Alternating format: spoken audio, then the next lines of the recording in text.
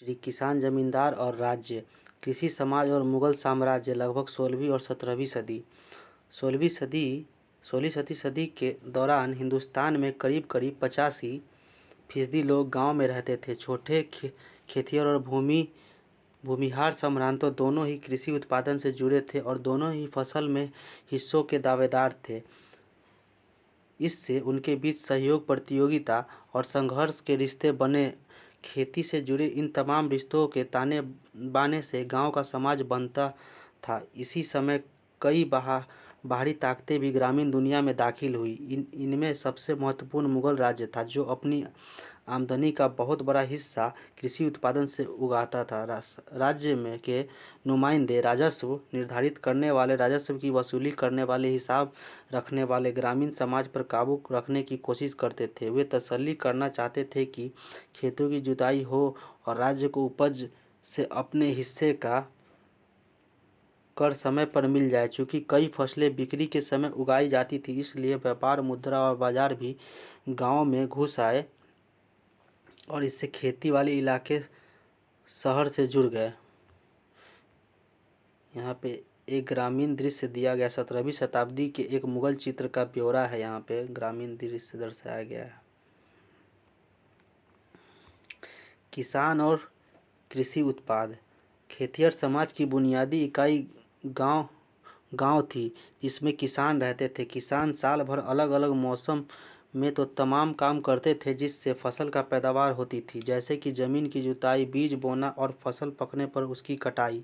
इसके अलावा वे उन वस्तुओं के उत्पादन में भी शरीक होते थे जो कृषि आधारित थी, जैसे कि शक्कर, तेल इत्यादि। लेकिन सिर्फ मैदानी इलाकों में बसे किसानों की खेती ही ग्रामीण भारत की खासियत नहीं थी। कई ऐसे क्षेत्र थे, जैसे कि सूखी ज़मीन में विशाल हिस्सों से पहाड़ी वाले इलाके, जहां उस तरह की खेती नहीं हो सकती थी, जैसे कि ज़्यादा उपजाऊ ज़मीनों पर। इसके अलावा भूखंड का एक बड़ा हिस्सा जंगलों से घिरा था। जब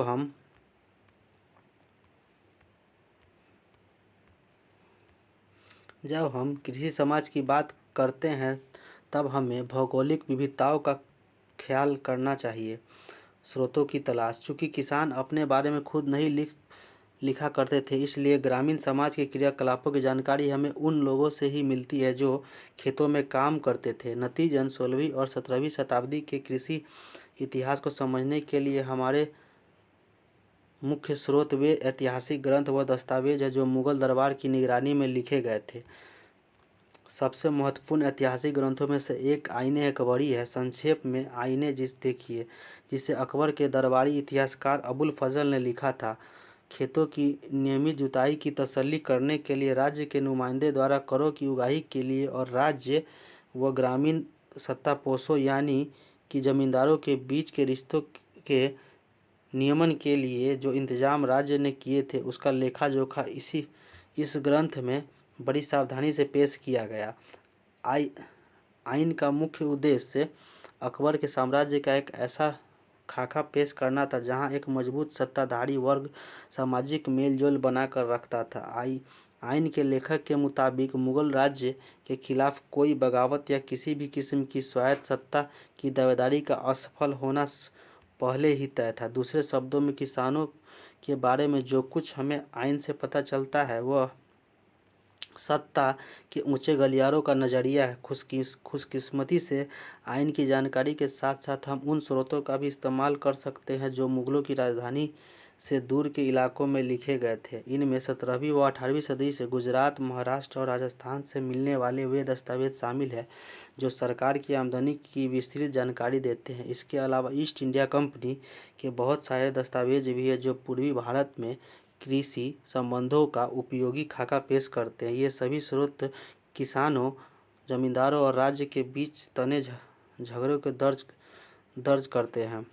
लगे हाथ ये स्रोत यह समझने में हमारी मदद करते हैं कि किसान राज्य को किस नज़रिए से देखते थे और राज्य से उन्हें कैसे न्याय की उम्मीद थी। किसान और उनकी ज़मीन। मुगल काल के फारसी स्रोत किसान के लिए आमतौर पर रैयत बहुवचन रियाया या मुजरियान शब्द का इस्तेमाल करते थे। साथ ही हमें किसान या आसमी जैसे शब्द भी मिलते हैं। 17वीं सदी के स्रोत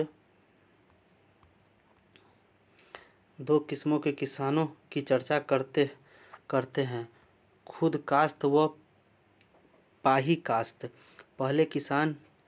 पहले किस्म के किसान वे थे जो उन्हीं गांव में रहते थे जिनमें उनकी ज़मीन थी। दूसरी पाही काश्त वे खेतिहर थे जिनके जो दूसरे गांव के ठेके पर खेती करने आते थे। लोग अपनी मर्जी से भी पाही काश्त बनने थे, मसलन अगर करों की शर्तें किसी दूसरे गांव में बेहतर मिले और मजबूरन भी, मसलन अकाल या भुखमरी के बाद आर्थिक परेशानी से। उत्तर भारत के एक औसत किसान के पास शायद ही कभी एक जोड़ी बैल और 2 हल से ज़्यादा कुछ होता है। ज़्यादातर के पास इनमें भी कम है। गुजरात में जिन किसानों के पास 6 एकड़ के करीब ज़मीन थी वे समृद्ध माने जाते थे। दूसरी तरफ बंगाल में एक औसतन किसान की ज़मीन की ऊपरी सीमा 5 एकड़ थी। 10 एकड़ ज़मीन वाले आसामी को अमीर समझा जाता था। खेती व्यक्तिगत मिल्कियत के सिद्धांतों पर आधारित थी। किसानों की ज़मीन उसी तरह खरीद और बेची जाती थी जैसे दूसरी संपत्ति मालिकों की। 19वीं सदी के दिल्ली आगरा इलाकों में किसानों की मिल्कियत का यह विवरण 17वीं सदी पर भी उतना ही लागू होता है। हल जोतने वाले खेतिहर किसान हर जमीन की हदों पर मिट्टी, ईंटें और कांटों से पहचान के लिए निशान लगाते थे और ज़मीन के ऐसे हजारों टुकड़े किसी भी गांव में देखे जा सकते हैं। सिंचाई और तकनीकी, इससे पहले यहाँ पढ़ लेते हैं। किसान बस्तियों का बसना उजड़ना, यह हिंदुस्तानी कृषि समाज की एक खासियत थी और खासियत ने मुगल शासक बाबर की तेजी निगाहों को इतना चौंकाया कि उसने अपने संस्मरण बाबरनामा में नोट किया। हिंदुस्तान में बस्तियां और गांव दरअसल शहर के शहर एक लम्हे में ही वीरान भी हो जाते हैं, बस भी जाते हैं। वर्षों से आबाद किसी बड़े शहर के बासिंदे उसे छोड़कर चले जाते हैं तो वे काम कुछ इस तरह करते हैं कि 1.5 दिनों के अंदर उनका हर नामो निशान वहाँ से मिट जाता है। दूसरी ओर अगर वे किसी जगह पर बसना चाहते हैं तो उन्हें पानी के रास्ते खोदने की ज़रूरत नहीं होती, क्योंकि उनकी सारी फसल बारिश के पानी में उगती है। और चूंकि हिंदुस्तान की आबादी बेशुमार है, लोग उमड़ते चले आते हैं, वे एक सरोवर या कुआं बना लेते हैं। उन्हें घर बनाने या दीवार खड़ी करने की भी ज़रूरत नहीं होती। खस की घास बहुतायत में पाई जाती है, जंगल अपार है, झोपड़ियाँ बनाई जाती है और यकायक एक गांव या शहर खड़े हो जाते हैं। कृषि जीवन के उन पहलुओं का विवरण दीजिए जो बाबर को उत्तर भारत के इलाकों में खासियत लगी। जमीन की बहुतायत, मजदूरों की मौजूदगी और किसानों की गतिशीलता की वजह से कृषि का लगातार विस्तार हुआ। चूँकि खेती का प्राथमिक उद्देश्य लोगों का पेट भरना था, इसलिए रोज़मर्रा के खाने की ज़रूरत जैसे चावल, गेहूँ, ज्वार आदि फसलें सबसे ज़्यादा उगाई जाती थी। जिन इलाकों में प्रति वर्ष 40 इंच का उससे ज़्यादा बारिश होती थी, वहाँ कमोबेश चावल की खेती होती थी। कम और कमतर बारिश वाले इलाकों में क्रमशः गेहूँ व ज्वार बाजरे की खेती ज़्यादा प्रचलित थी। मानसून भारतीय कृषि की रीढ़ था, जैसे कि आज भी है, लेकिन कुछ ऐसी फसलें भी थी जिनके लिए अतिरिक्त पानी की ज़रूरत थी। इसके लिए सिंचाई के कृत्रिम उपाय बनाने पड़े। पेड़ों और खेतों की सिंचाई, यह बाबरनामा से लिया गया एक अंश है जो सिंचाई के उन उपकरणों के बारे में बताता है जो इस बादशाह के उत्तर भारत में देखे। हिंदुस्तान के मुल्क का ज़्यादातर हिस्सा मैदानी ज़मीन पर बसा हुआ है। हालांकि यहाँ शहर और खेती लायक ज़मीन की बहुतायत है, लेकिन कहीं भी बहते पानी का इंतजाम नहीं है। वे इसलिए कि फसल उगाने या बागानों के लिए पानी की ज़रूरत नहीं है। शरद ऋतु की फसलें बारिश के पानी से ही पैदा हो जाती है और ये हैरानी की बात है कि बसंत ऋतु की फसलें और तब भी पैदा हो जाती है जब बारिश बिल्कुल नहीं होती। फिर भी छोटे पेड़ों तक बाल्टियों या रहट के जरिए पानी पहुंचाया जाता है। लाहौर, दीपालपुर दोनों ही आज के पाकिस्तान में हैं और ऐसी दूसरी जगहों पर लोग रहट के जरिए सिंचाई करते हैं। वे रस्सी के 2 गोलाकार फंदे बनाते हैं जो कुएं की गहराई के मुताबिक लंबे होते हैं। इस फंदों में थोड़ी थोड़ी दूर पर वे लकड़ी के गुटके लगाते हैं और इन गुटकों पर घड़े बांध देते हैं। लकड़ी के गुटके और घरों से बंधी इन रस्सियों को कुएं के ऊपर पहड़ियों से लटकाया जाता है। पहिए की धुरी पर एक और पहिया, इस अंतिम पहिए को बैल के जरिए घुमाया जाता है। इस पहिए के दांत पास के दूसरे पहिए के दांतों से जकड़ जकड़ लेते हैं और इस तरह घरों वाले पहिए घूमने लगते हैं। घरों से जहां पानी गिरता है वहां एक संकरा नाला खोद दिया जाता है और इस तरीके से हर जगह पानी पहुंचाया जाता है। आगरा, चांदवर और बयाना आज के उत्तर प्रदेश में और ऐसे अन्य इलाकों में भी लोग बाग बाल्टियों में सिंचाई करते हैं। कुएं के किनारे पर वे लकड़ी के कन्ने गाड़ देते हैं। इन कन्नों के बीच बेलन टिकाते हैं। एक बड़ी बाल्टी में रस्सी बांधते हैं, रस्सी को बेलन पर लपेटते हैं और इसके दूसरे छोर को बैल से बांध देते हैं। एक शख्स को बैल हाँकना पड़ता है, दूसरा बाल्टी को से पानी निकालता है। सिंचाई के जिन साधनों का जिक्र बाबर ने किया उसकी तुलना विजयनगर की सिंचाई की व्यवस्था से कीजिए। सिंचाई की इस दोनों अलग अलग प्रणालियों में किस किस तरह के संसाधनों का उपयोग पड़ रहा होगा, इसमें से किन किन प्रणालियों में कृषि तकनीकी में सुधार के लिए किसानों की भागीदारी की जरूरत होगी। रहट की संरचना। तंबाकू का प्रसार। यह पौधा सबसे पहले दक्कन पहुंचा और वहां 17वीं सदी की शुरुआती वर्षों में इसे भारत में लाया गया। आइन उत्तर भारत की फसलों की सूची में तंबाकू का जिक्र नहीं करती। अकबर और उसके अभिजातों ने 1604 में पहली बार तंबाकू देखा। ऐसा लगता है कि इस समय तंबाकू का धूम्रपान हुक्का या चिलम में करने की लत ने जोर पकड़ा। जहांगीर इन बुरी आदतों के फैलने से इतना चिंतित हुआ कि उसने इस पर पाबंदी लगा दी। यह पाबंदी पूरी तरीके से बेअसर साबित हुई क्योंकि हम जानते हैं कि 17वीं सदी के अंत तक तंबाकू पूरे भारत में खेती, व्यापार और उपयोग की मुख्य वस्तुओं में से एक था। सिंचाई के कार्यों को राज्य में मदद मिलती थी। मसलन उत्तर भारत के राज्य में कई नई नहरें व नाले खुदवाए और कई पुरानी नहरें मरम्मत करवाई गई, जैसे कि शाहजहां ने शासनकाल के दौरान पंजाब में शाहनगर। वैसे तो खेती मेहनत कसी का काम था, लेकिन किसान ऐसी तकनीकों का इस्तेमाल भी करते थे जो अक्सर पशु बल पर आधारित होती थी। ऐसा एक उदाहरण लकड़ी के उस हल्के हल का दिया जा सकता है जिसको एक छोर पर लोहे की नुकीली धार या फाल लगाकर आसानी से बनाया जा सकता था। ऐसे हल मिट्टी को बहुत गहरे नहीं खोदते थे, जिसके कारण तेज गर्मी के महीने में नमी बची रहती थी। बैलों के जोड़े से के सहारे खींचा जाने वाला बरमे का इस्तेमाल बीज बोने के लिए किया जाता था, लेकिन बीज को हाथ से छिड़क कर बोने का रिवाज ज़्यादा प्रचलित था। मिट्टी की गुड़ाई और साथ साथ निराई के लिए लकड़ी के मूठ वाले लोहे के पतले धार काम में लाए जाते थे। फसलों की भरमार। मौसम के दो मुख्य चक्रों के दौरान खेती की जाती थी, एक तरफ पतझड़ में और दूसरी तरफ रबी बसंत में, यानी सूखे इलाकों और बंजर जमीन को छोड़ देते तो ज़्यादातर जगहों पर साल की कमी ने दो फसलें होती। जहां बारिश या सिंचाई के अन्य साधन हर वक्त मौजूद होते वहां तो साल में 3 फसलें भी उगाई जाती थी।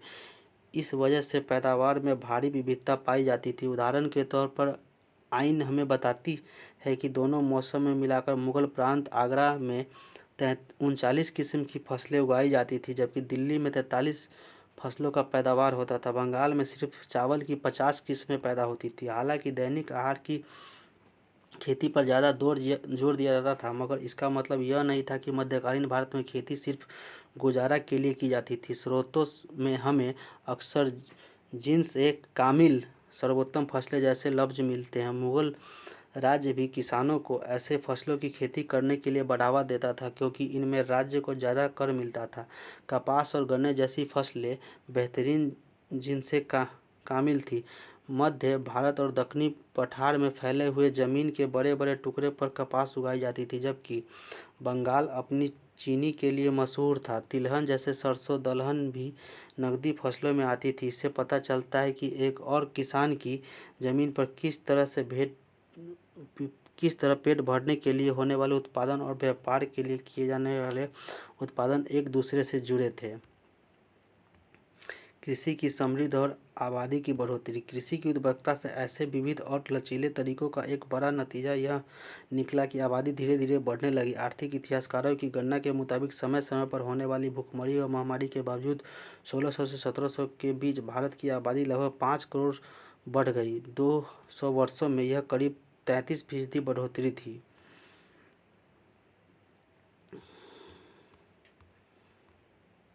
चर्चा कीजिए। इस अनुभाग में खेती संबंधी जिन क्रियाकलापों और तकनीकों की चर्चा हुई है उसमें कौन कौन सी अध्याय 2 में वर्णित तकनीकों की क्रियाकलाप से मिलती जुलती है और कौन कौन सी भिन्न है। 17वीं सदी में दुनिया के अलग अलग हिस्सों में कई प्रकार की फसलें भारतीय उपमहाद्वीप पहुंची। मसलन मक्का भारत में अफ्रीका और स्पेन के रास्ते आया। 17वीं सदी तक इसकी गिनती पश्चिमी भारत की मुख्य फसलों में होने लगी। टमाटर, आलू और मिर्च जैसी सब्जियां नई दुनिया से लाई गई। इसी तरह अनानास और पपीता जैसे फल वहीं से आए। ग्रामीण समुदाय। ऊपरी लिखी बातों से जाहिर है कि कृषि उत्पादन में किसानों की पुरजोर भागीदारी और पहल होती थी। इससे मुगल समाज में कृषि संबंधों पर भी क्या असर पड़ता था, यह पता करने के लिए आइए हम समाज के उन समूहों पर एक नज़र डालें जो खेती के विस्तार में शरीक होते थे। साथ ही हम उनके बीच के रिश्ते और झगड़ों पर भी गौर करेंगे। हम पहले देख चुके हैं किसान की अपनी जमीन पर व्यक्तिगत मिल्कियत होती थी। साथ ही जहाँ तक उनके सामाजिक अस्तित्व का सवाल है, कई मायनों में वे एक सामूहिक ग्रामीण समुदाय के हिस्सा थे। इस समुदाय के 3 घटक थे: खेतिहर किसान, पंचायत और गांव के मुखिया मुकदम या मंडल। जाति और ग्रामीण माहौल। जाति और अन्य जाति जैसे भेदभाव की वजह से खेतिहर किसान कई तरह के समूहों में बंटे थे। खेती की जुताई करने वालों में एक बड़ी तादाद में ऐसे लोगों की थी जो नीचे समझे जाने वाली कामों में लगे थे या फिर खेतों में मजदूरी करते थे। 19वीं शताब्दी का एक चित्र जिसे पंजाब के एक गांव को दिखाया गया है। चित्र 8.3 में चित्र में महिलाएं और पुरुष क्या क्या करते दिखाई दिए। गांव की वास्तुकला का वर्णन कीजिए। इस चित्र के बारे में बात हो रही है। हालांकि खेती लायक जमीन की कमी नहीं थी, फिर भी कुछ जाति के लोगों को सिर्फ नीच जाति समझने वाले काम ही दिए जाते थे। इस तरह गरीब रहने वाले मजबूर थे। जनगणना तो उस वक्त नहीं होती थी, पर थोड़े बहुत आंकड़े और तथ्य हमारे पास है। उनसे पता चलता है कि गांव की आबादी का बहुत बड़ा हिस्सा ऐसे समूहों का था जिनके पास संसाधन सबसे कम थे और जाति व्यवस्था की पाबंदियों से बंधे थे। इनकी हालत कमोबेश वैसी थी जैसे कि आधुनिक भारत में दलितों की।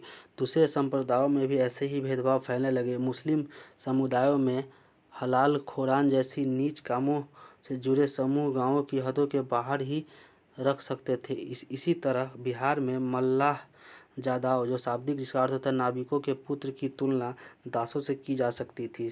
समाज में निचले तबकों में जाति, गरीबी और सामाजिक हैसियत के बीच सीधा रिश्ता था। ऐसा बीच के समूहों में नहीं था। 17वीं सदी में मारवाड़ से लिखी गई एक किताब राजपूतों की चर्चा किसानों के रूप में करती थी। इन किताबों के मुताबिक जाट भी किसान थे, लेकिन जाति व्यवस्था में उनकी जगह राजपूतों के मुकाबले नीची थी। 17वीं सदी में राजपूत होने का दावा वृंदावन उत्तर प्रदेश के इलाकों में गौरव समुदाय ने भी किया। बावजूद इसके कि वे जमीन की जुताई के काम में लगे थे। पशुपालन और बागवानी में बढ़ते मुनाफे की वजह से अहीर, गुज्जर और माली जैसी जातियां सामाजिक सीढ़ी में ऊपर उठी। पूर्वी इलाकों में पशुपालक और मछुआरी जातियां जैसे सदगोप और कैवर्त भी किसानों की सामाजिक स्थिति पाने लगी। पंचायतें और मुखिया।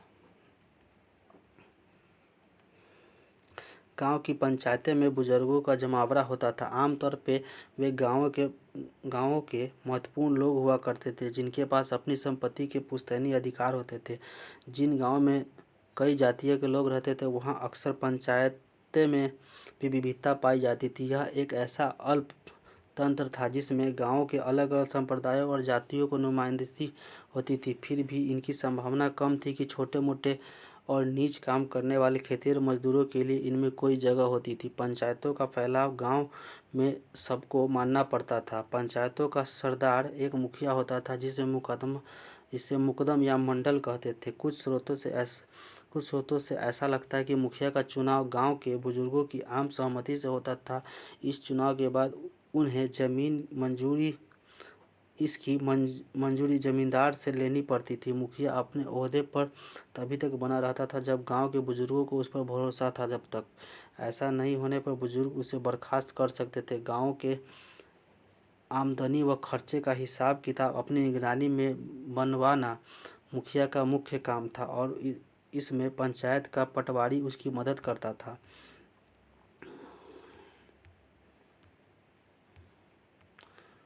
भ्रष्ट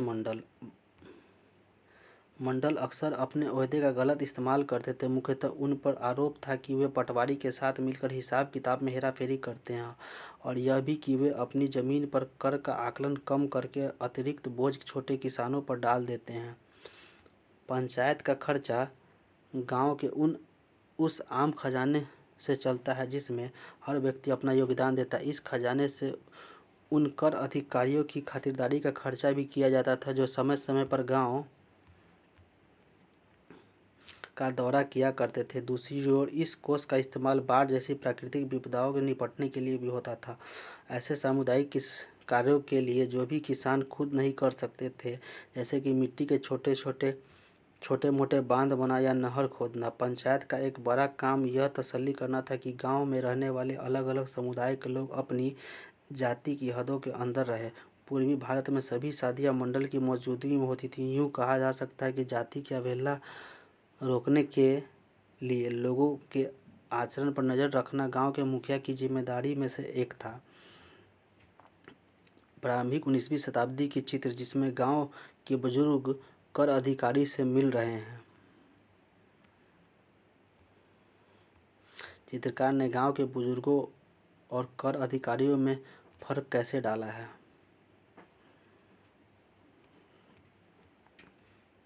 पंचायतों को जुर्माना लगाने और समुदाय से निष्कासित करने जैसे गंभीर दंड देने के अधिकार थे। समुदाय से बाहर निकालना एक कड़ा कदम था। एक समिति समय के लिए लागू किया जाता था। इसके तहत दंड व्यक्ति को दिए हुए समय के लिए गांव छोड़ना पड़ता था। इस दौरान वह अपनी जाति और पेशे से हाथ धो बैठता था। ऐसी नीतियों का मकसद जातिगत रिवाजों की अवहेलना रोकना था। ग्राम पंचायतों के अलावा गांव में हर जाति की अपनी पंचायत होती थी। समाज में ये पंचायतें काफ़ी ताकतवर होती थी। राजस्थान में जाति पंचायतें अलग अलग जातियों के लोगों के बीच दीवानी के झगड़ों का निपटारा करती थी। वे जमीन के टुकड़े दावेदारियों के झगड़े सुलझाती थी। यह तय करती थी कि शादियां जातिगत मानदंडों के मुताबिक हो रही हैं या नहीं और यह भी गांव में आयोजन में किसको किसके ऊपर तरहीज दी जाएगी, कर्मकांड वर्चस्व किस क्रम में होगा, फौजदारी न्याय को छोड़ दे और ज़्यादातर मामलों में राज्य जाति पंचायतों के फैसले को मानना था। पश्चिम भारत, खासकर राजस्थान और महाराष्ट्र जैसे प्रांतों के संकलित दस्तावेजों में ऐसी कई अर्जियां जिसे पंचायत से ऊंची जातियों या राज्यों के अधिकारियों के खिलाफ जबरन कर उगाही बेगाह वसूली की शिकायत की है। आमतौर पर यह अर्जियां ग्रामीण समुदाय के सबसे निचले तबके के लोग लगाते थे। अक्सर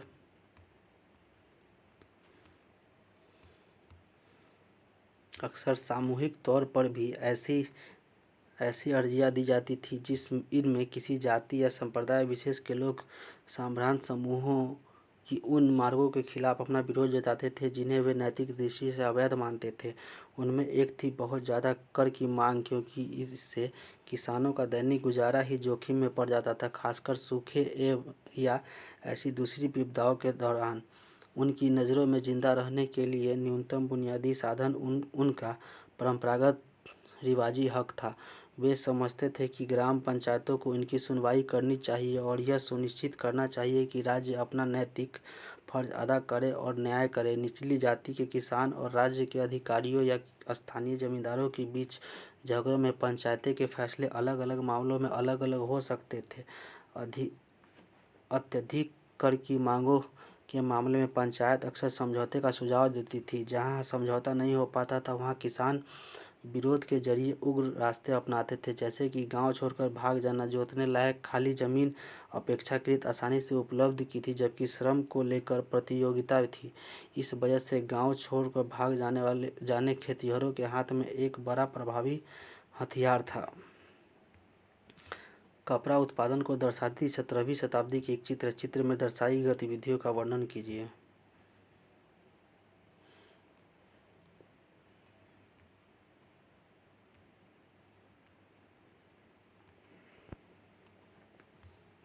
ग्रामीण दस्तकार अलग अलग तरह के उत्पादन कार्य में जुटे लोगों के बीच फैले लेन देन के रिश्ते गांव का एक और रोचक पहलू था। अंग्रेजी शासन के शुरुआती वर्षों में किए गए गांव के सर्वेक्षण और मराठाओं के दस्तावेज बताते हैं कि गांव में दस्तकार काफ़ी अच्छी तादाद में रहते थे। कहीं कहीं तो कुल घरों के 25% घर दस्तकारों के थे। कभी कभी किसानों और दस्तकारों के बीच फर्क करना मुश्किल होता था, क्योंकि कई ऐसे समूह थे जो दोनों किस्मों में काम करते थे। खेतिहर और उनके परिवार के सदस्य कई तरह की वस्तुओं के उत्पादन में शिकायत करते थे। किसान, जमींदार और राज्य, मसलन अंग्रेजी कपड़े पर छपाई, मिट्टी की बर्तनों को पकाना, खेती और औजारों को बनाना, उनकी मरम्मत करना। उन महीनों को जब उनके पास खेती के काम में फुर्सत होती थी, बुआई और सुहाई के बीच, कटाई के बीच, उन समय ये खेतिहर दस्तकार काम करते थे। कुम्हार, लोहार, बढ़ई, नाई, यहाँ तक कि सुनार जैसे ग्रामीण दस्तकार भी अपने सेवाएं गांव के लोगों को देते थे, जिसके बदले गांव वाले उन्हें अलग अलग तरीकों से सेवाओं की अदायगी करते थे। आमतौर पर या तो उन्हें फसल या एक हिस्सा दे दिया जाता था, या फिर गांव की जमीन का एक टुकड़ा, शायद कोई ऐसा जमीन जो खेती लायक होने के बावजूद बेकार पड़ी थी। अदायगी की सूरत क्या क्या होगी ये शायद पंचायतें ही तय करती थी। महाराष्ट्र में ऐसी जमीन दस्तकारों की मीरास या वतन बन गई, जिस पर दस्तकारों का पुश्तैनी अधिकार होता था। यही व्यवस्था कभी थोड़े समय बदले हुए रूप में पाई जाती थी, जहां दस्तकार और हरेक खेती परिवार परस्पर बातचीत करके अदायगी की किसी एक व्यवस्था पर राजी होते थे। ऐसे में आमतौर पर वस्तुओं और सेवाओं की विनिमय होता था। उदाहरण के तौर पर 18वीं सदी के स्रोत बताते हैं कि बंगाल में जमींदार उनकी सेवाओं के बदले लोहार, बढ़ई और सुनारों तक को रोज का भत्ता और खाने के लिए नगदी देते थे। इस व्यवस्था को जजमानी कहते थे। हालांकि यह शब्द 16वीं और 17वीं शताब्दी में बहुत इस्तेमाल नहीं होता था। ये सबूत मद्देनजर है क्योंकि इससे पता चलता है कि गांव के छोटे स्तर पर फेरबदल के रिश्ते कितने पेचीदा थे। ऐसा नहीं है कि नगद अदायगी का चलन बिल्कुल ही नदारद था।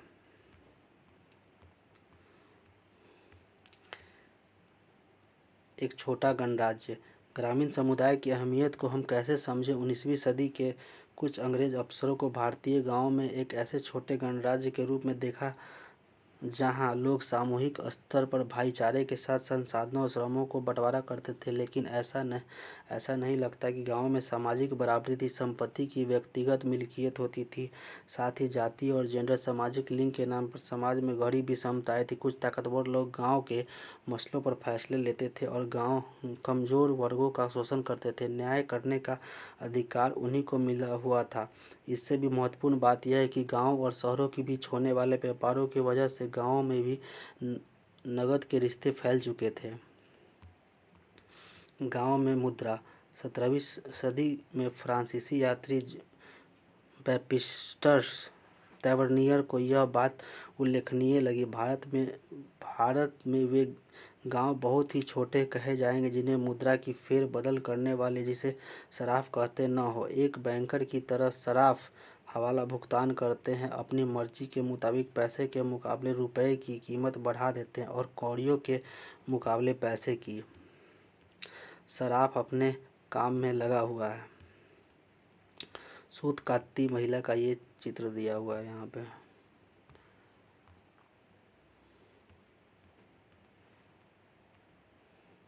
मुगलों के केंद्रीय इलाकों में कर की गणना और वसूली भी नकद में की जाती थी। जो दस्तकार निर्यात के लिए उत्पादन करते, उन्हें उनकी मजदूरी या पूर्व भुगतान भी नकद में मिलता था। इस तरह के कपास, रेशम, नील जैसी व्यापारिक फसलें पैदा करने वालों को भुगतान में नकद ही होता था।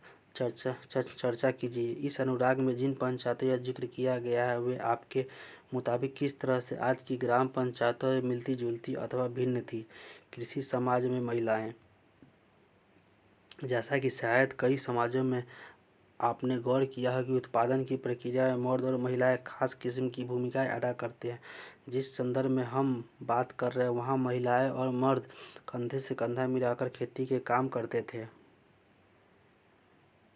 मर्द खेत जोतते थे, वे हल चलाते थे और महिलाएं बुआई, निराई और कटाई के साथ साथ पकी हुई फसलों का दाना निकालने का काम करती थी। जब छोटी छोटी ग्रामीण इकाइयों का और किसानों का व्यक्तिगत खेती का विकास हुआ, जो कि मध्यकालीन भारतीय कृषि की खासियत थी, तब घर परिवार को के संसाधन और श्रम उत्पादन की बुनियाद बने। स्वाभाविक तौर से ऐसे में लिंग बोध के आधार पर आमतौर पर किया जाने वाला फर्क घर के लिए महिलाएं और बाहर के लिए मर्द मुमकिन नहीं था। फिर भी महिलाओं की जैव वैज्ञानिक क्रियाओं को लेकर लोगों के मन में पूर्वाग्रह बने रहे।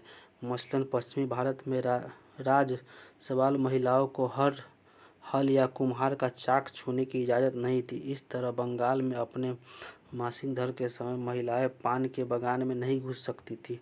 सूत काटने, बर्तन बनाने के लिए मिट्टी को साफ करने और गूंथने और कपड़ों पर कढ़ाई जैसे दस्तकारी के काम उत्पादन के पहले थे, जो महिलाओं के श्रम पर निर्भर करते थे। किसी वस्तु का जितना वनीकरण होता, उसके उत्पादन के लिए महिलाओं के श्रम की उतनी ही मांग होती थी। दरअसल किसान और दस्तकार महिलाएं जरूरत पड़ने पर न सिर्फ खेती के काम करती बल्कि नियोक्ताओं के घरों पर भी जाती और बाजारों में भी।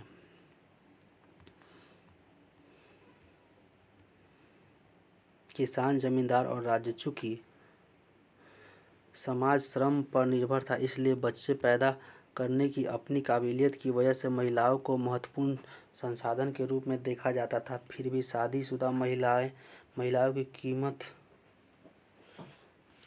कम थी, क्योंकि कुपोषण, बार बार मां बनने और प्रसव के वक्त मौत की वजह से महिलाओं में मृत्यु दर बहुत ज़्यादा थी।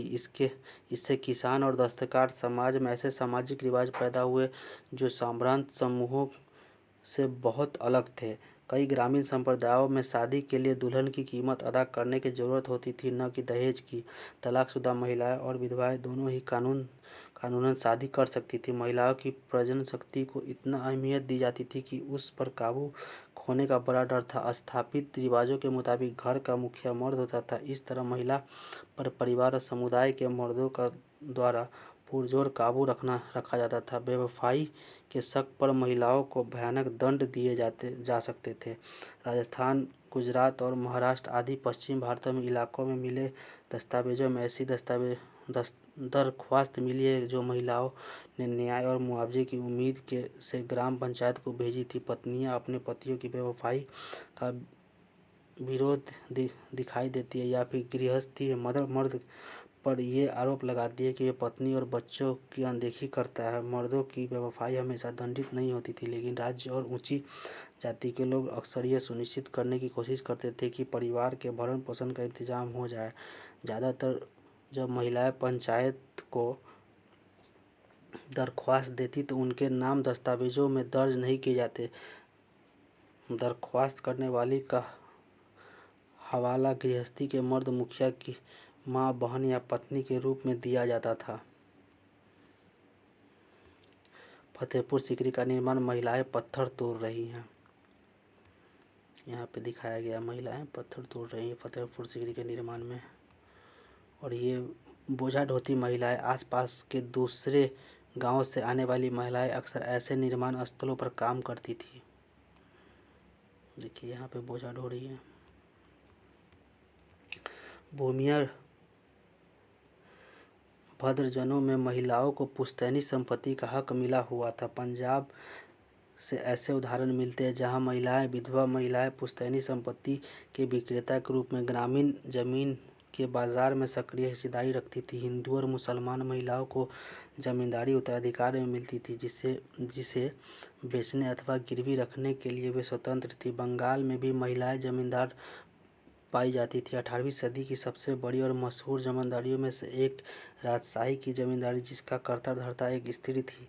चर्चा कीजिए, क्या आपके प्रांत में कृषि भूमि पर महिलाओं और मर्दों की पहुंच में कोई फर्क है? जंगलों और कबीले जंगल और कबीले बसे हुए गांवों के परे ग्रामीण भारत में बसे हुए लोगों की खेती के अलावा भी बहुत कुछ उत्तर पश्चिम भारत की गहरी खेती वाले प्रदेशों में छोड़ दे तो जमीन के विशाल हिस्से जंगल या झाड़ी खरबंदी से घिरे थे। ऐसे इलाके झारखंड सहित पूरे पूरे पूर्वी भारत, मध्य भारत, उत्तरी भारत, जिसमें भारत नेपाल के सीमावर्ती इलाके की तराई शामिल है, दक्षिण भारत का पश्चिमी घाट और दक्कन के पठारों में फैले हुए थे। हालांकि इन काल में अखिल भारतीय स्तर पर जंगलों के फैलाव का औसतन निकालना लगभग असंभव है। फिर भी सामयिक स्रोतों से मिली जानकारी के आधार पर यह अंदाजा लगाया जा सकता है कि यह औसतन करीब 40% था। समसामयिक संरचनाएं जंगल में रहने वाले के लिए जंगली शब्द का इस्तेमाल करती है, लेकिन जंगली होने का मतलब सभ्यता का न होना बिल्कुल नहीं है। वैसे आजकल इस शब्द का प्रचलित अर्थ यही है कि उन दिनों इस शब्द का इस्तेमाल ऐसे लोगों के लिए होता था जिनका गुजारा जंगल के उत्पादों, शिकारों और स्थानीय खेती से होता था। ये काम मौसम के मुताबिक होते थे। उदाहरण के तौर पर भीलों में बसंत के मौसम में जंगलों में उत्पादन इकट्ठा किए जाते थे, गर्मियों में मछली पकड़ी जाती थी, मानसून के महीने में खेती की जाती थी और शरद व जाड़े के महीनों में शिकार किया जाता था। यह सिलसिला लगातार गतिशीलता की बुनियाद पर खड़ा था और इस बुनियाद को मजबूत भी करता था। लगातार एक जगह से दूसरी जगह घूमते रहना इन जंगलों में रहने वाले कबीलों की एक खासियत थी। जहाँ तक राज्य का सवाल है, उसके लिए जंगल उलटफेर वाला इलाका था, बदमाशों को शरण देने वाला अड्डा मवास। एक बार फिर हम बाबर की ओर देखते हैं, जो कहता है कि जंगल एक ऐसा रखा कवच था जिसके पीछे परगना के लोग करे विद्रोही हो जाते थे और कर अदा करने से मुकर जाते थे। नीलगाय का शिकार करते हुए शाहजहां का चित्र है, बादशाह नामा से लिया गया है। आप इस चित्र में जो देखते हैं उसका वर्णन कीजिए। इसमें ऐसे कौन से सांकेतिक तत्व है जो शिकार और एक आदर्श न्याय व्यवस्था को जोड़ता है।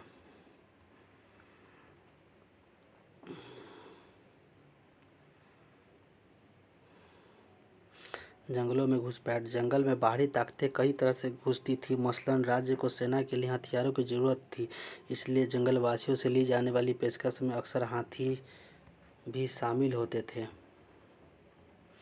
परगना मुगलों प्रांतों में एक प्रशासनिक प्रमंडल था। पेशकश मुगल राज्य के द्वारा ली जाने वाली एक तरह की भेंट थी। किसान, जमींदार और राज्य। मुगल राजनीतिक विचारधारा में गरीबों और अमीरों सहित सबके साथ जुड़े हुए राज्यों में गहरे सरोकार का एक लक्षण था। शिकार अभियान। दरबारी इतिहासकारों के माने तो शिकार अभियान के नाम पर बादशाह अपने विशाल साम्राज्य के कोने कोने का दौरा करता था, जो इस तरह अलग अलग इलाकों के लोगों की समस्याओं और शिकायतों पर व्यक्तिगत रूप से गौर करता था। दरबारी कलाकारों के चित्रों में शिकार का विषय बार बार आता है। इन चित्रों में चित्रकार अक्सर छोटा सा एक ऐसा दृश्य डाल देते हैं जो सद्भावनापूर्ण शासन का संकेत देता था। कृषि बस्तियों के लिए जंगलों का सफाया। यह 16वीं सदी के मुकदराम चक्रवर्ती की लिखी एक बंगाली कविता चंडी मंगल का एक अंश है। कविता के नायक कालकेतु ने जंगल खाली करवाने के लिए एक साम्राज्य की स्थापना की। खबर मिलते ही परदेशी आने लगे। तमाम जहाज़ों से फिर कालकेतु ने खरीद कर बांटे। उनमें भारी भरकम चाकू, कुल्हाड़ी और भाले बर्छे उतर के आए। दास सैकड़ों उमड़ते हुए चकित देखकर कालकेतु को, जिसने दी सुपारी एक एक को। दक्षिण से आए फसल कटाई वाले एक उद्यमी के साथ 500, पश्चिम से आया जफर मियाँ, साथ में 22,000 लोग, हाथों में सुलेमानी मोती की माला, जपते हुए पीरो पैगंबर का नाम। जंगलों को हटाने के बाद उन्होंने बसाए बाजार। सैकड़ों की तादाद में विदेशी जंगलों को जैसे जैसे खा लिए और घुस आए, वहां कुल्हाड़ियों की आवाज़ सुनकर शेर डर गए और दहाड़ते हुए भाग निकले। यह पदान जंगल में घुसपैठ के कौन कौन से रूपों को उजागर करता है, इसके संदेश की तुलना चित्र पर लघु चित्र के कीजिए। जंगल में रहने वाले लोगों के अनुसार गद्यांश में किन्हें विदेशी बताया गया है। पहाड़ी कबीलों और मैदानों के बीच व्यापार लगभग 1595। अवध सूबे आज के उत्तर प्रदेश का हिस्सा में मैदानी इलाकों और पहाड़ी कबीलों के बीच होने वाले लेन देन के बारे में अबुल फजल ने कुछ इस तरह लिखा है। उत्तर के पहाड़ों में इंसानों मोटे मोटे घोड़ों और बकरी को पीठ पर लादकर बेशुमार सामान ले जाते हैं, जैसे कि सोना चांदी शीशा कस्तूरी सूरा गाय याक की पूंछ शहद चूक संतरे के रस और नींबू के रस को साथ उबालकर बनाया जाने वाला एक अम्ल, अनारदाना अदरक लंबी मिर्च मठी जिससे लाल रंग बनाया जाता है की जड़ें, सुहागा जदवार हल्दी जैसी एक जड़, मोम ऊनी कपड़े लकड़ी के सामान चील बाज काले बाज मर्लिन बाज पक्षी की एक किस्म और अन्य वस्तुएं। इसके बदले वे सफ़ेद और रंगीन कपड़े कहरुबा एक पीला भूरी धातु जिसमें गहने बनाए जाते थे, नमक हींग गहने और शीशे और मिट्टी के बर्तन वापस ले जाते हैं।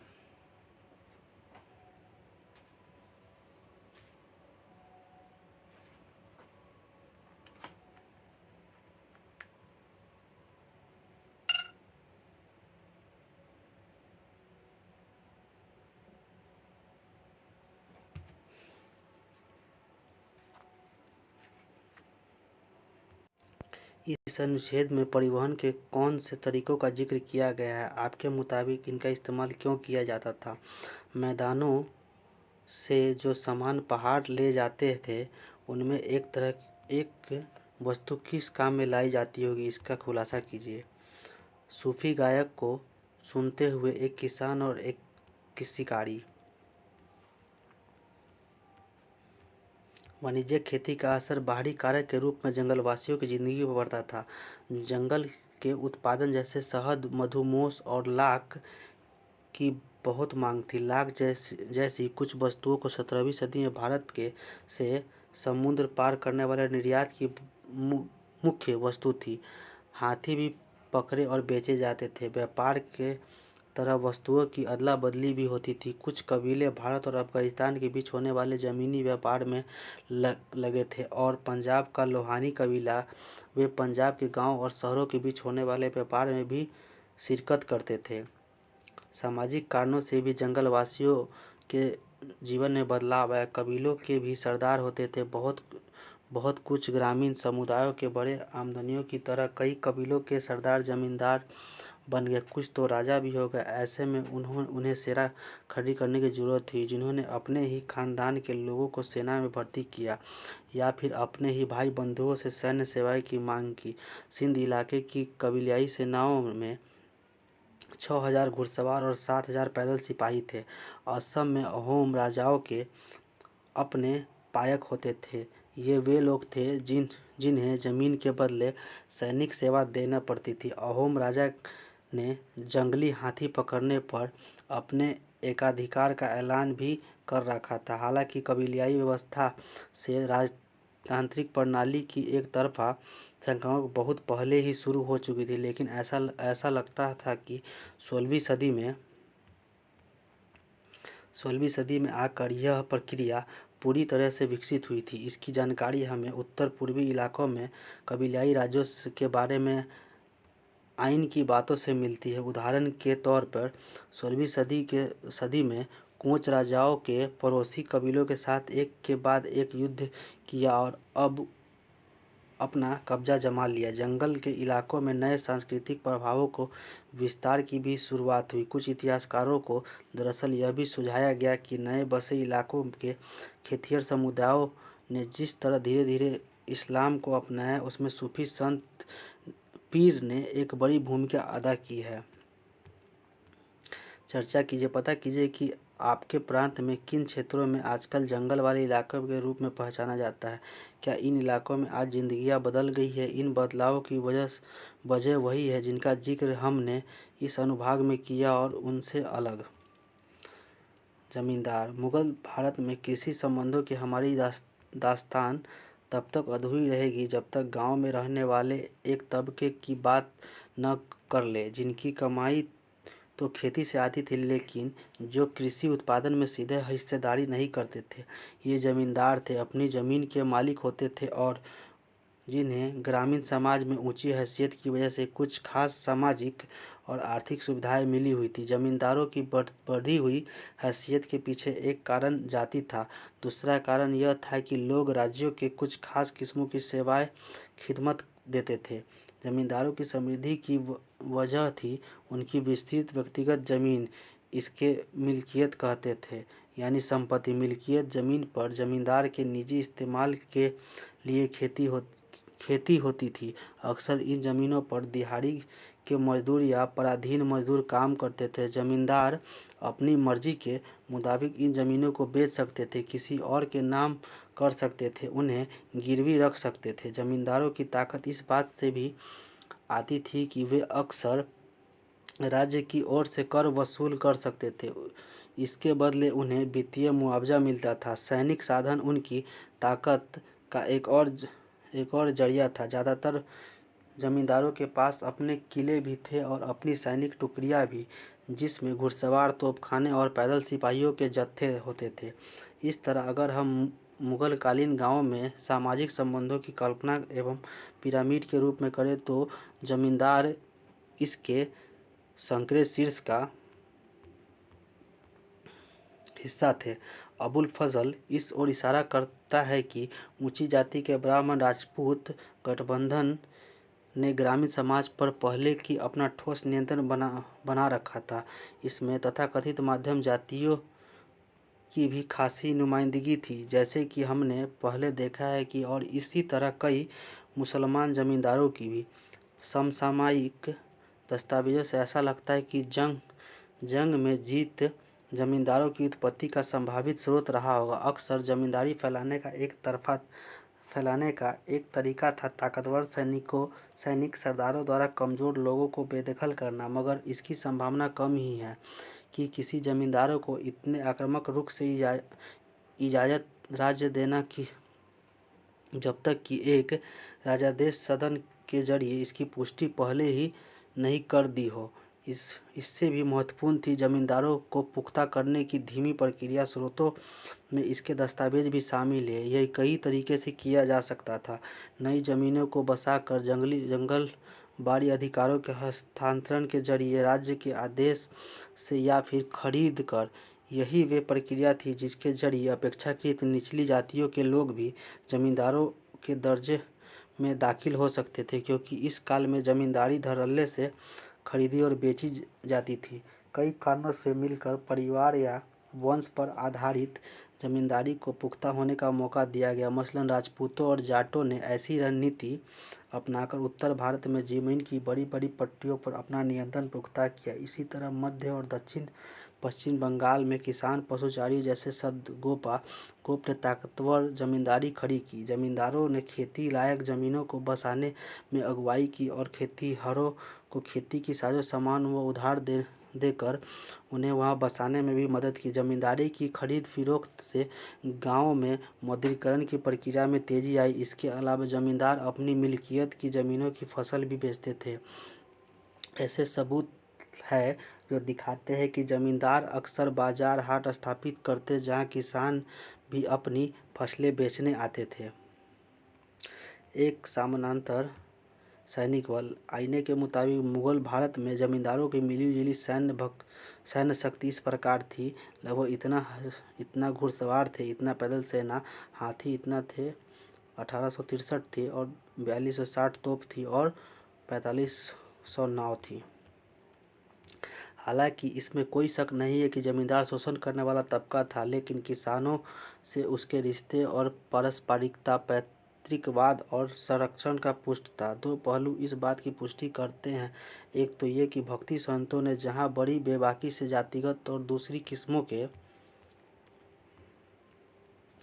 अत्याचारों की निंदा की, वहीं उन्होंने जमींदारों को या फिर दिलचस्प बात साहूकारों को किसानों के शोषण या उन पर अत्याचार करने वालों के रूप में नहीं दिखाया। आमतौर पर राज्य का राजस्व अधिकारी ही उनके गुस्से का निशाना बना। दूसरे 17वीं सदी में भारी संख्या में कृषि विद्रोह हुए।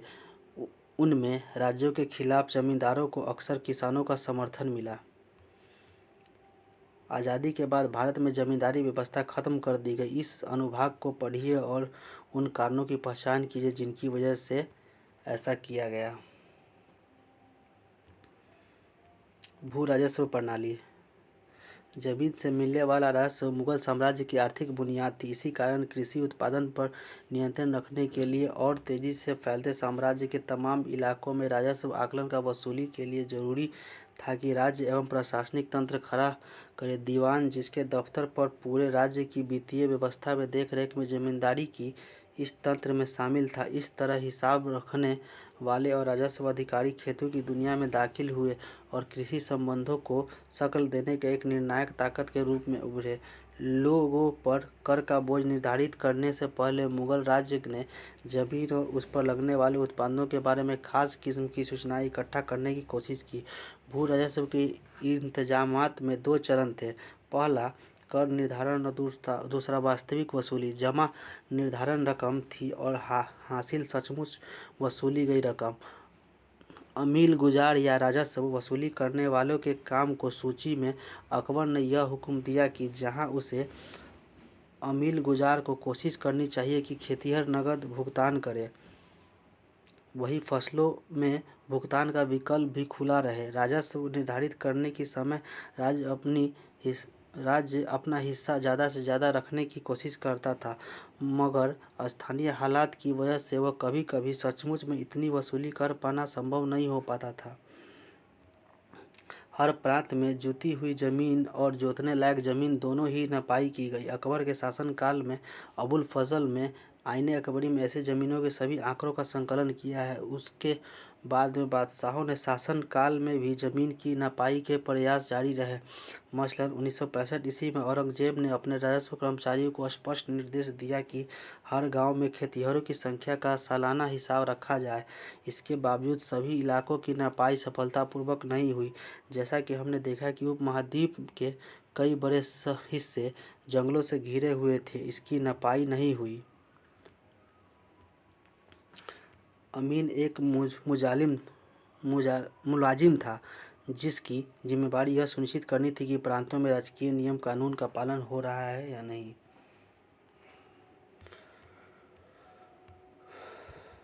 अकबर के शासन में भूमि का वर्गीकरण। आइन में वर्गीकरण के मापदंड की निम्नलिखित सूची दी गई है। अकबर बादशाह ने अपने गहरी दूरदर्शिता के साथ जमीनों के वर्गीकरण किया। हर एक वर्ग का जमीन के लिए अलग अलग राजस्व निर्धारण किया है। पोलज वह जमीन है जिसमें एक के बाद हर फसल का सालाना खेती होती थी, जिसे कभी खाली नहीं छोड़ा जाता। पड़ौती वह जमीन है जिस पर कुछ दिनों के लिए खेती रोक दी जाती ताकि वह अपनी खोई ताकत वापस पा सके। चचर वह जमीन है जो 3 या 4 वर्षों तक खाली रहती है। बंजर वह जमीन है जिस पर 5 या उससे ज़्यादा वर्षों से खेती की गई हो। पहले दो प्रकार की जमीन की 3 किस्में हैं, अच्छी, मध्यम और खराब। वे हर किस्म की जमीन के उत्पादन को जोड़ देते और इसका तीसरा हिस्सा मध्यम उत्पादन माना जाता है, जिसका 1/3 हिस्सा शाही शुल्क माना जाता है। अपने अधीन इलाकों में जमीन का वर्गीकरण करते वक्त मुगल राज्य के किन सिद्धांतों का पालन किया है? राजस्व निर्धारण किस प्रकार किया जाता था? मुगल साम्राज्य का विस्तार। भू राजस्व की वसूली पर साम्राज्य के विस्तार का क्या प्रभाव पड़ा? बाबर का शासन 1530 से, ये इस कलर में दिखाया गया है जी, यहाँ से यहाँ तक उसका शासन था। अकबर का शासनकाल यहाँ पे दिखाया गया है जो बहुत ज़्यादा फैला। अकबर का शासनकाल और औरंगजेब का शासनकाल दिखाया गया है इस काल से, यहाँ से यहाँ तक था। देख लेते एक बार। काबुल, कंधार, बल्ख, लाहौर, पानीपत, दिल्ली, आमेर, अजमेर, आगरा, पटना, रोहतास, ये हुआ।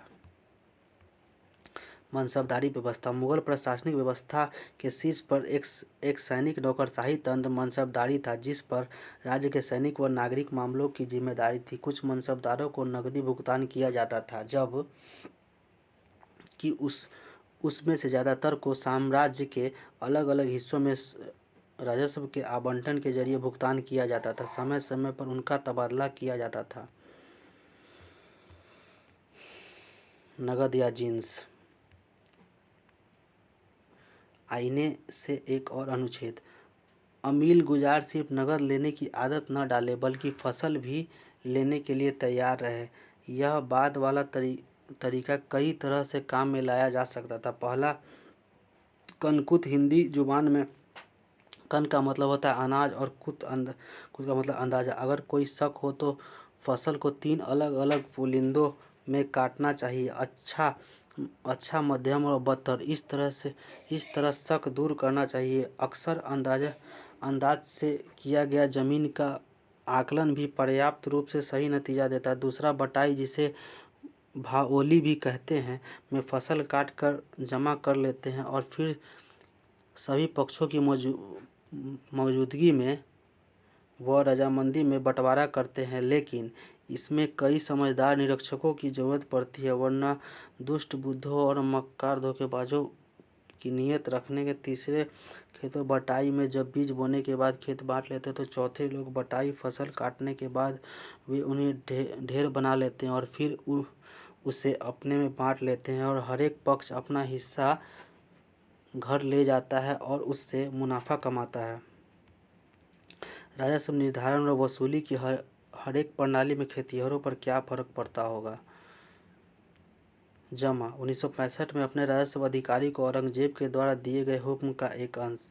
वे परगनाओं के अमीन को निर्देश दे कि वे हर गांव, हर किसान आसामीवार के बाबत खेती के मौजूदा हालात पता करें और बारीकी से उनकी जांच करने के बाद सरकार के वित्तीय हितों, किफ़ायत व किसानों के कल्याण को ध्यान में रखते हुए जमा निर्धारित करें। आपकी राय में बादशाह ने विस्तृत सर्वेक्षण पर क्यों जोर दिया? क्या आप मुगलों की भू राजस्व प्रणाली को एक लचीली व्यवस्था मानेंगे? 7, चांदी का बहाव।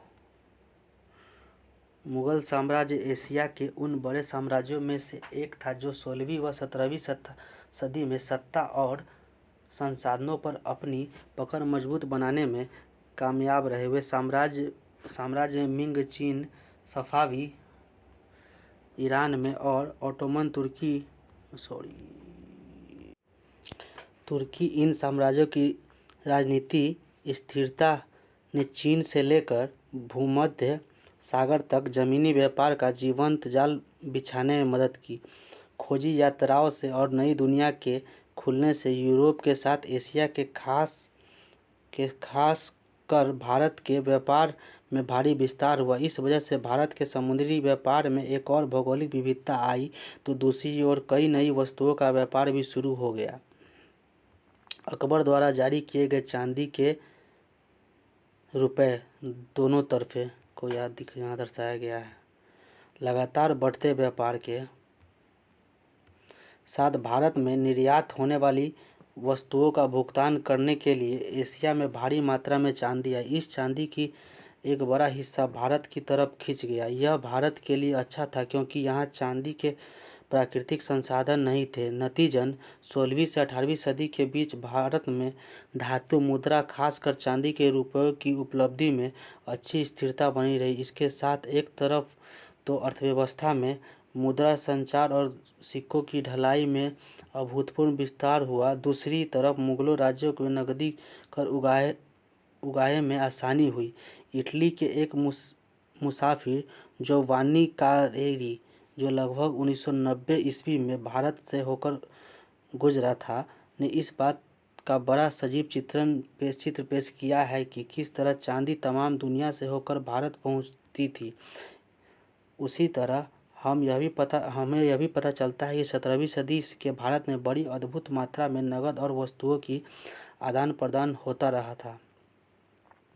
औरंगजेब द्वारा जारी किया गया चांदी का रुपया का यहाँ पे चित्र दिया हुआ है। यूरोपीय बाजारों की मांगों को पूरा करने के लिए भारतीय उपमहाद्वीप में वस्त्र उत्पादन का एक उदाहरण यहाँ पे दिया हुआ है। पता लगाइए कि वर्तमान में आपके राज्य में कृषि उत्पादन पर कर लगाए जाते हैं या नहीं। आज की राज्य सरकारों की राजकोषीय राजकोषीय नीतियों और मुगलों कोषीय नीतियों में समानताओं और विभिन्नताओं को समझाइए। भारत में चांदी कैसे आई? जोवान्नी कारेरी के लेख बर्नियर के लेख पर आधारित के निम्नलिखित अंशों से हमें यह पता चलता है कि मुगल साम्राज्य में कितनी भारी मात्रा में बाहर से धन आ रहा था। मुगल साम्राज्य की धन संपत्ति का अंदाजा लगाने के लिए पाठक इस बात पर गौर करें कि दुनिया भर में बिचरने वाला सारा सोना चांदी आखिरकार यहाँ पहुँच जाता। ये सब जानते हैं कि इसका बहुत बड़ा हिस्सा अमेरिका से आता है और यूरोप के कई हिस्सों से होते हुए इसका थोड़ा सा हिस्सा कई तरह से की वस्तुओं के लिए तुर्की में जाता है और थोड़ा सा हिस्सा रेशम के लिए सिमरना होते हुए फारस पहुँचता है। अब चूँकि तुर्की लोग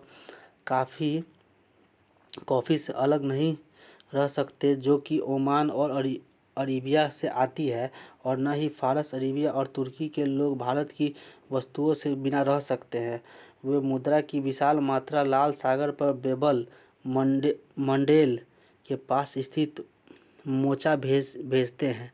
इसी तरह वे मुद्राएं फारस की खाड़ी पर स्थित बसरा भेजते हैं। बाद में सारी संपत्ति जहाज़ों से हिंदुस्तान भेज दी जाती है। भारतीय जहाज़ों के अलावा जो डच, भारतीय, पुर्तगाली जहाज़ हर साल हिंदुस्तान की वस्तुएं लेकर पेंगू, तान असेरी म्यांमार का हिस्सा है जो है, सियाम जो थाईलैंड में, सियोल जो कि श्रीलंका में, मालदीव के टापू, मोजाम्बिक और अन्य जगह ले जाते। इन्हीं जहाज़ों को निश्चित तौर पर बहुत सारा सोना चांदी इन देशों से लेकर वहां हिंदुस्तान पहुंचाया जाता। वे सब कुछ जो डच लोग जापान की खानों से हासिल करते देर सवेर हिंदुस्तान को चला जाता और यहाँ के यूरोप को जाने वाली सारी वस्तुएं, चाहे वो फ्रांस जाए या इंग्लैंड या पुर्तगाल, सभी नगद में खरीदी जाती, जो नगद वही हिंदुस्तान में रह जाता। अबुल फजल की आईने अकबरी।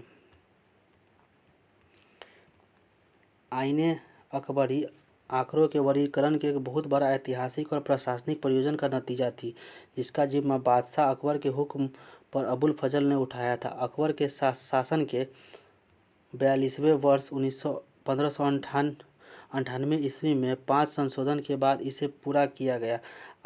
आइन इतिहास लिखन के एक ऐसे बृहत्तर परियोजना का हिस्सा थी जिसकी पहल अकबर ने की थी। इस परियोजना का परिणाम था अकबरनामा, जिसे 3 जिल्दों में रचा गया था। पहली 2 जिल्दों ने ऐतिहासिक दास्तां पेश की। इन हिस्सों पर हम अध्याय 9 में ज़्यादा करीब से नज़र डालेंगे। तीसरी जिल्द आईने अकबरी में शाही नियम कानून के सारांश और साम्राज्य के एक राजपत्र के सूरत में संकलित किया गया।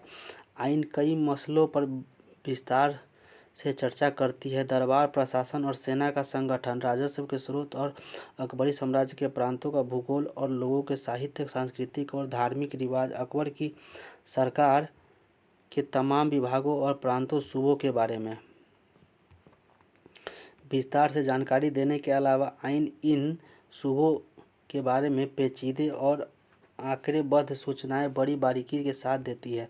इन सूचनाओं को इकट्ठा करके उन्हें सिलसिलेवार तरीके से संकलित करना एक महत्वपूर्ण शाही कवायद थी। इसने बादशाह को साम्राज्य के तमाम इलाकों में प्रचलित रिवाजों और पेशों की जानकारी दी।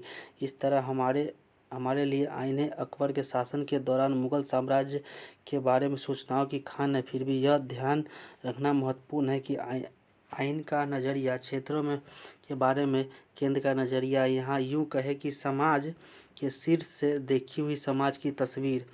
आइन 5 भागों का संकलन है, जिसके पहले 3 भाग प्रशासन का विवरण देते हैं। मंजी आबादी के नाम से पहला किताब शाही घर परिवार और उसके रख रखाव के ताल्लुक रखती है। दूसरा भाग सिपाही आबादी, सैनिक व नागरिक प्रशासन और नौकरों की व्यवस्था के बारे में। इस भाग में शाही अफसर, मनसबदार, विद्वानों, कवियों और कलाकारों की संक्षिप्त जीवनियाँ शामिल है। तीसरा मुल्क आबादी वह भाग है जो साम्राज्य व प्रांतों के वित्तीय पहलू तथा राजस्व की दरों के आंकड़ों की विस्तृत जानकारी देने के बाद 12 प्रांतों का बयान देता है। इस खंड को सांख्यिकी सूचनाएं तफसील से दी गई है, जिसमें सूबों और उनका तमाम प्रशासनिक व वित्तीय इकाइयों, सरकार, परगना और महल के भौगोलिक स्थलाकृति और आर्थिक रेखाचित्र शामिल है।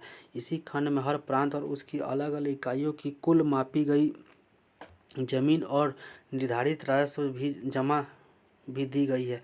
सूबा स्तर का विशेष जानकारी देने के लिए आइए अब हम सूबे के नीचे की गई इकाई सरकारों के बारे में विस्तार से बताती है। सूचनाएं तालिकाबद्ध तरीके से दी गई है, जहां हर तालिका में 8 खाने हैं जो हमें निम्नलिखित सूचनाएं देते हैं। परगना जो महल होता है, किला, अराजी और जमीन, पाईमुद मापे गए इलाके थे, नगद निर्धारित राजस्व था, सुयुरगल दान में दिया गया राजस्व अनुदान था, जमींदार खाने 7 और 8 जमींदारों की जातियां और उनके घुड़सवार, पैदल सिपाही, प्याज व हाथी फील सहित उनके फौज को जानकारी दी गई। मुल्क आबादी उत्तर भारत के कृषि समाज का विस्तृत आकर्षण व पेचीदा चित्र पेश करती है। चौथी और पांचवी किताबें दफ्तर भारत के लोगों में मजहबी, साहित्य और सांस्कृतिक रीति रिवाजों से ताल्लुक़ रखती है। इनके आखिर में अकबर के शुभ वचनों का भी एक संग्रह है। अबुल फजल अपने आश्रयदाता को अकबरनामा की पांडुलिपि पेश कर रहे हैं यहाँ पे।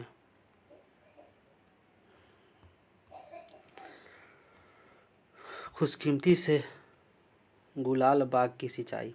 नीचे दिए गए अंश में अबुल फजल बड़े साफ तौर पर यह खुलासा किया कि उसने कैसे और किसने अपनी सूचनाएं हासिल की। अबुल फजल वल्द मुबारक को यह शानदार हुक्म दिया गया, शानदार घटनाओं और राज्य क्षेत्र अधीन कर लेने वाली हमारी फतहों की दास्तान ईमानदारी से कलम से लिखो।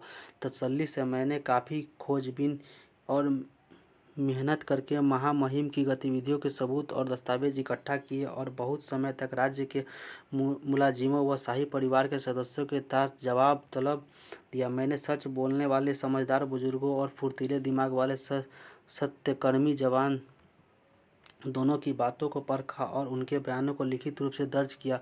सूबों को शाही हुक्म जारी किया कि पुराने मुलाजिमों में जिस तरह की को बीते वक्त की घटनाएं याद हो, पूरे विश्व के साथ या मामूली शक के साथ भी वे अपने संस्मरण को लिखे, उसे दरबार भेजे। फिर उस पाक मौजूदगी के कक्ष के एक हुक्म रोशन हुआ, जो ये कि वो सामग्री जमा की जाए, उसे शाही मौजूदगी में पढ़कर सुनाया जाए और बाद में जो कुछ भी लिखा जाना हो उसे उस महान किताब में परिशिष्ट की शक्ल में जोड़ दिया जाए। ये कि ऐसे ब्यौरे जो जांच पड़ताल की बारीकियों की वजह से यह मामले की बारीकियों की वजह से उस समय अंजाम तक नहीं लाया जा सके, उन्हें मैं बाद में दर्ज करूं। इस बड़ी अध्यादेश की खुलासा करने के इस हुक्म की वजह से अपनी गुप्त फिक्र से राहत पाकर मैंने ऐसे कच्चे प्रारूप लिखने की शुरुआत की जिसमें शैली में विन्यास खूबसूरती नहीं थी। मैंने इलाही संबत के 19वें साल से जब महामहिम की दानिशमंद अक्ल से दस्तावेज दफ्तर स्थापित किया गया, घटनाओं का इतिहासवृत्त हासिल किया और उसके भरे पूरे पन्ने से मैंने कई मामलों का ब्यौरा किया। काफ़ी तकलीफें उठाकर भी सभी हुक्म को मूल प्रति का नकल हासिल की गई, जो राज्याभिषेक से लेकर अन्य आज तक की सूबों तक जारी किए गए। काफ़ी दिक्कतों का सामना करते हुए मैंने उसमें कई रिपोर्टों को भी शामिल किया जो साम्राज्य के विभिन्न मामलों या दूसरे देशों में घटी घटनाओं के बारे में थी और जिन्हें ऊंचे अफसर और मंत्रियों ने भेजा था, और जवाबतः वह खोजबीन के तंत्र से मेरी मिहनत पसंद रूह संतृप्त हो गई। बड़ी कर्मठता के साथ मैंने वे कच्चे मसौदे ज्ञानपत्र हासिल किए जो जानकार और दूरदर्शिता लोगों ने लिखे। इन तरीकों से खुशमती से इस गुलाब बाग अकबरनामा को सींचने और नमी देने के लिए मैंने हौज बनाया, उन सभी स्रोतों की सूची बनाई जिसका इस्तेमाल अबुल फजल ने अपनी किताब पूरी करने के लिए किया। कृषि संबंधों को समझाने के लिए इनमें कौन कौन से स्रोत के उपयोगी होते हैं? आपके मुताबिक किस हद तक अबुल फजल की किताब अकबर से उसके रिश्ते को प्रभावित होगी? आईने का अनुवाद। आईने की अहमियत इस वजह से कई विद्वानों ने इसका अनुवाद किया। हेनरी ब्लॉकमैन ने इसे संपादित किया और कलकत्ता, आज की कोलकाता के एशियाटिक सोसाइटी ने अपनी बिब्लियोथिका श्रृंखला में इसे छापा। इस किताब के 3 खंडों में अंग्रेजी अनुवाद भी किया गया। पहले खंड का मानक अंग्रेजी अनुवाद ब्लॉकमैन का है, कलकत्ता 1873 में। बाकी के 2 खंड के अनुवाद एच.एस. जैरेट के हैं, कलकत्ता 1891 और 1894 के हैं। हालांकि बादशाह अकबर के शासनकाल में सहूलियत के लिए आईने को आधिकारिक तौर पर विस्तृत सूचनाएं जमा करने के लिए प्रयोजित किया गया था, फिर भी यह किताब आधारित दस्तावेजों के महज नकल से कहीं बढ़कर थी। हम जानते हैं कि इसकी पांडुलिपियों को लेखक द्वारा 5 बार संशोधित किया गया है। इससे ऐसा लगता है कि प्रामाणिकता की खोज में अबुल फजल काफ़ी सावधानी बरत रहे थे। उदाहरण के तौर पर मौखिक बयानों के तथ्य के रूप में किताबों में शामिल करने से पहले अन्य स्रोतों उनकी असलियत और सच्चाई की पुष्टि करने की कोशिश की जाती थी। सांख्यिकी वाले खंडों में सभी आंकड़ों को अंकों के साथ शब्दों में भी लिखा गया ताकि बाद की प्रतियों में नकल की गलतियां कम से कम हो। फिर जिन इतिहासकारों ने ध्यान से आईने का अध्ययन किया हुए बताते हैं कि यह ग्रंथ पूरी तरह समस्याओं से परे नहीं है। जोर करने से कई गलतियां पाई गई हैं। ऐसा माना जाता है या तो ये अंकगणितीय किसी छोटी मोटी चूक है या फिर नकल उतारने के दौरान अबुल फजल के सहयोगियों की भूल। आमतौर पर ये गलतियां मामूली हैं और एक व्यापक स्तर पर किताबों के आंकड़े की सच्चाई को कम नहीं करती। आईने की एक और सीमा यह है कि इसके संख्यात्मक आंकड़ों में विषमताएं हैं। सभी सूबों में आंकड़े एक ही शक्ल में एकत्रित किए गए हैं। मसलन जहाँ कई सूबों के लिए जमींदारों को जाति के मुतल्लिक विस्तृत सूचनाएं संकलित की गई, वहाँ बंगाल और उड़ीसा के लिए ऐसी सूचनाएं मौजूद नहीं हैं। इसी तरह जहाँ सूबों के लिए गए राजकोषीय आंकड़े बड़ी तफसील से दिए गए हैं, वहीं उन इलाकों में कीमतें और मजदूरी जैसी इतने ही महत्वपूर्ण मापदंड इतने अच्छे दर्ज नहीं किए गए हैं। कीमतों और मजदूरी की दरों को जो विस्तृत सूची आईने में दी गई है वहाँ साम्राज्य की राजधानी आगरा और उसके इर्द गिर्द के इलाकों से ली गई है। जाहिर है कि देश के बाकी हिस्सों के लिए इन आंकड़ों को प्रासंगिकता सीमित है। इन सीमाओं के बावजूद आईने अपने समय के लिए असामान्य व अनोखा दस्तावेज है। मुगल साम्राज्य के गठन और उसकी संरचनाओं को मंत्रमुग्ध करने वाली झलकियाँ दिखाकर उनके बाशिंदे उत्पादों के बारे में सांख्यिकीय आंकड़े दिखाकर अबुल फजल मध्यकालीन इतिहासकारों की अब तक की प्रचलित परंपराओं से कहीं आगे निकल गए और अन्य निश्चित तौर तरीकों की एक बड़ी उपलब्धि थी। गौरतलब है कि मध्यकालीन भारत में अबुल फजल से पहले के इतिहासकार ज़्यादातर राजनीतिक वरदाताओं के बारे में ही लिखते थे। जंग, फतह, सियासी साजिशें या वंशीय उथल पुथल, देश उसके लोगों को उत्पादन या जिक्र गाहे बगैर प्रसंगवश ही आता था, और वह कि ऐसे लेख साज सज्जा के रूप में जिसकी दिशा मूलतः राजनीतिक होती थी। भारत के लिए लोगों और मुगल साम्राज्य के बारे में विस्तृत सूचनाएं दर्ज करके आईने के स्थापित परंपराओं को पीछे छोड़ दिया। इस तरह 17वीं सदी के मुहाने पर भारत के अध्ययन के लिए एक संदर्भ बिंदु बन गया। जहाँ तक कृषि संबंधों का सवाल है, आईने के सांख्यिकी सबूतों की अहमियत चुनौतियों से परे है, लेकिन इससे भी महत्वपूर्ण लोगों, उनके पेशों और व्यवसायों, साम्राज्य की व्यवस्था और उसके उच्चाधिकारियों के बारे में जो सूचनाएं यह ग्रंथ मुहैया कराता है, उनकी मदद से इतिहासकार समकालीन भारत के सामाजिक ताने बाने का इतिहास पुनः रचते हैं। 1526 दिल्ली के सुल्तान इब्राहिम लोदी को पानीपत में हराकर बाबर मुगल बादशाह बनता है। 1530 में से 40 के बीच में हुमायूं के शासन का पहला चरण होता है। 1540 से 55 शेर शाह से हार कर हुमायूं सफावी दरबार में प्रवासी बनकर रहता है। 1555-56 में हुमायूं खोए हुए राज्य को फिर से हासिल करता है। 56 से 1605 में अकबर का शासनकाल रहता है। 1605 से 27 में जहांगीर का शासनकाल रहता है। 1628-58 में शाहजहां का शासनकाल रहता है। 1658 से 1707 में औरंगजेब का शासनकाल रहता है। 1739 में नादिर शाह भारत पर आक्रमण करता है, दिल्ली को लूटता है। 1761 में अहमद शाह अब्दाली पानीपत के तीसरे युद्ध में मराठों को हराता है। 1765 में बंगाल के दीवानी अधिकारी ईस्ट इंडिया कंपनी को सौंप दिया जाता है। 1857 में अंतिम मुगल बादशाह बहादुर शाह जफर को अंग्रेजों गद्दी से हटा देते हैं और देश निकाल कर रंगून भेज देते। आज के यांगोन म्यांमार में